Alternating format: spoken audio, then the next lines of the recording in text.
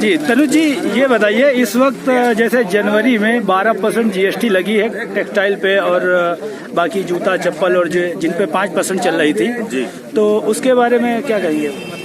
देखिए मौजूदा सरकार जो है वो आम आदमी को एकदम ध्वस्त कर देने, उनकी अर्थव्यवस्था ध्वस्त कर देने, उनका परिवार को एकदम बिगाड़ देने में एकदम आतुर है।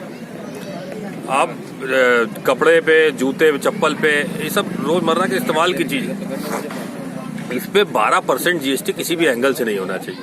अच्छा, ये कहीं ऐसा तो नहीं लग रहा है, ये लॉलीपॉप देने वाला काम तो नहीं लग रहा है कि जैसे पेट्रोल पे कुछ घटाया गया और फिर जीएसटी के नाम से कपड़े पे ले लिया गया, तो ये कहीं ऐसा कुछ कॉम्बिनेशन? इनकी राजनीति सिंपल सी है, ये चाहते हैं कि हम फ्री का सामान गांव-गांव तक बांट दें, चाहे 10 किलो राशन हो, चाहे जितने भी फ्री के इनके प्रोग्राम चल रहे हैं, अपना अपना फोटो लगवा करके इन्होंने थैले बनवा लिए, एक प्रचार का साधन इन्होंने बना लिया, वो फ्री के थैले गांव-गांव पहुंचाते हैं और वही पैसा ये ऐंठ ले रहे हैं जीएसटी लगा करके, टैक्स लगा करके, चाहे वो पेट्रोल डीजल पे टैक्स हो, चाहे वो आपका अभी नया जीएसटी जो जनवरी से लागू होने जा रहा है। हाँ, ये 12% लागू होने जा रहा है नया। कपड़े के दाम बढ़ जाएंगे, जूते चप्पल के दाम बढ़ जाएंगे, तो आम आदमी क्या खरीदेगा, कहाँ से जाएगा? खुद घर में फिसलना शुरू करेगा दोबारा।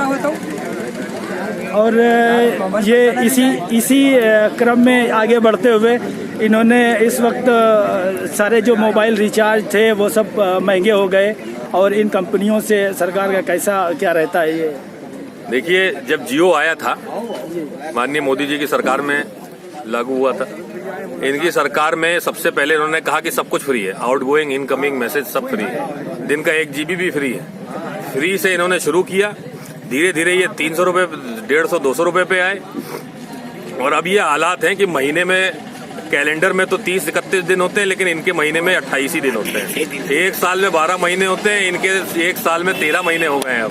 तो ये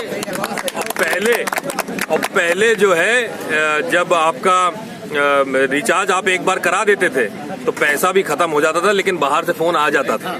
लेकिन अब ये है कि आप अब तो 28 दिन के बाद बाहर से भी फोन नहीं आता है, एकदम बंद हो जाएगा, रिचार्ज खत्म तो सब। अच्छा, इनके मौजूदा सरकार के जो विकास के मुद्दे हैं, जैसे ये विकास बहुत जगहों पर कह रहे हैं कि हमने ये विकास किया, वो विकास किया, हमने सड़कें बनवाई, हमने बहुत सारे हाईवेज निकलवा दिए और बहुत सारी विकास की बातें करते हैं, तो इस पर क्या आप? देखिए, विकास कुछ नहीं हुआ है, केवल और केवल शिलान्यास करके जाते हैं। योगी जी अभी यहाँ आए थे, पता नहीं कितने 100, 200, 400 शायद मेरे ख्याल से शिलान्यास करके गए हैं। अभी जो है स्वामी प्रसाद मौर्य जी, नहीं केशव प्रसाद मौर्य जी आए थे, उन्होंने भी 40-50 जो है शिलान्यास कर दिए। काम कंप्लीट होता हुआ आप हमें दिखा दीजिए, हम मान जाए इनका।